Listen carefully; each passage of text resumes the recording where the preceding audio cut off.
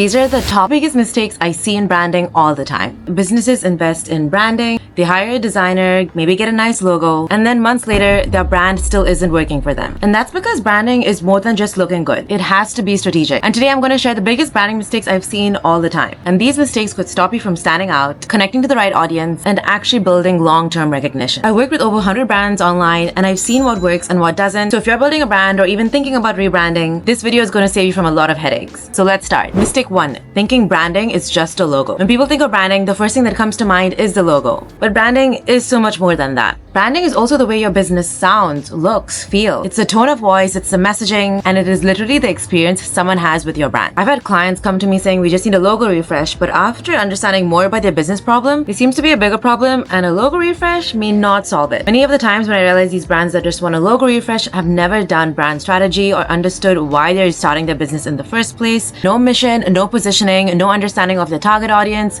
They just wanted some pretty artwork to represent their brand. And a logo alone isn't going to fix that. If your branding isn't aligning with your audience, it's less likely that it's a design issue, but more likely that it's a strategy issue. Mistake number 2, no brand strategy before design. I see so many brands jump straight into design with no real strategy behind it. And when you don't start with strategy, branding is kind of pointless. So whenever I start a branding project, it is super important for me to understand everything about the business. So who is the brand? What do they stand for? Who's their target audience? How do they want to be perceived in the market? A brand without strategy is like building a house without a solid foundation. It may look good, but if you don't have something solid to hold it together, it can easily crumble. And that's why so many businesses struggle to survive in the market. They really don't have an identity that is strategic and purposeful. Mistake 3, following trends instead of standing out. This one really hurts because I see this all the time. When new businesses enter the market, they get super excited and they say, I want to look like that brand and I want to look like that brand. I mean, inspiration is amazing, but when you're just going to copycat every other of your competitors, what is the point? You're just going to disappear when you enter into the market and launch your brand. The whole point of branding is to build trust, but also differentiation. So you really need to understand how you can completely differentiate your brand, not just in terms of product and service, but in terms of how it looks, in terms of who it caters to, in terms of like, how is it different from everybody else in that space? Trends come and go. But the brands that have lasted for years and decades is because they had something that was solid and unique, and they understood that from day one. Mistake number 4, inconsistent branding across all different touch points. Your brand isn't just what people see on Instagram, it's how they experience it on different platforms. So that means your website, your packaging, your newsletters, your ads, your storefront, uniforms, menu card. And if you use one specific font on your social media, you should be using that same font even in your offline collateral, like your packaging and in your offline stores. And unfortunately, what I see a lot is people will get inspired by these Canva templates, especially those trendy ones, and then they'll create their Instagram grid looking a certain way. And then when you go on their website, it's a whole other different look.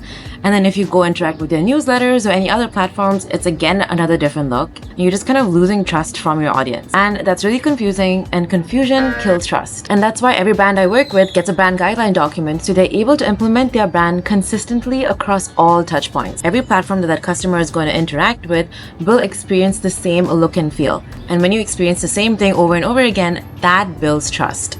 And if you need one, I actually have my brand guideline template linked below. Mistake number 5, ignoring brand messaging and tone of voice. Branding isn't just about visuals, it's verbal too. So many businesses have beautifully designed brand identities, but they don't have a defined brand voice. They sound robotic, sound overly corporate, or overly ChatGPT-y, and there's a huge disconnect with design and what you sound like. Imagine a bold, super high energy brand using a classic serif font in their branding.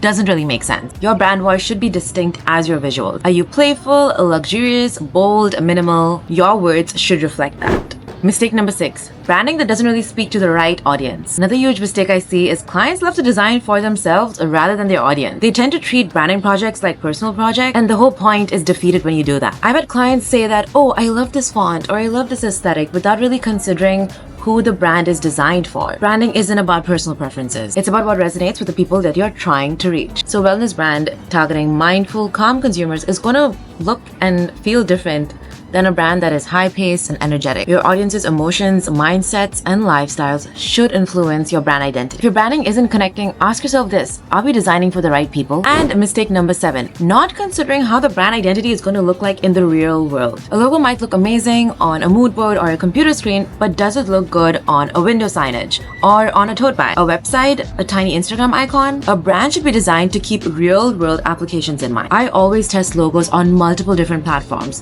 like how it's going to to look like on an Instagram profile icon, how it's going to look like on a signage, how it's going to look like on a business card. A logo needs to be flexible and adaptable for different platforms. And that's why we have different types of logos, like primary logo, secondary logo. And another way to do this is I test my logos on different types of mockup. So a website mockup, packaging mockup, because a good brand needs to work everywhere. If your brand only looks good on one format, you have a problem. So yeah, branding is one of the most powerful tools for your business if done right. If you're working on your brand or helping others build their brand identity, make sure you avoid these mistakes. Remember, branding isn't just about looking good, it's about being intentional. Let me know in the comments which mistake you've seen the most or maybe you've done in the past. And if you like this video, don't forget to like, subscribe, and leave a comment or share it with somebody who needs it. By the way, a fun little fact is I'm recording this video in Hanoi in Vietnam. I just thought it would be fun to change the setup and record this in the daylight. The weather is beautiful. I'm enjoying a lovely matcha. I'm right now in this really nice cozy rooftop space, and I will also show you a little snippets of how it looks like in the cafe. It's super warm.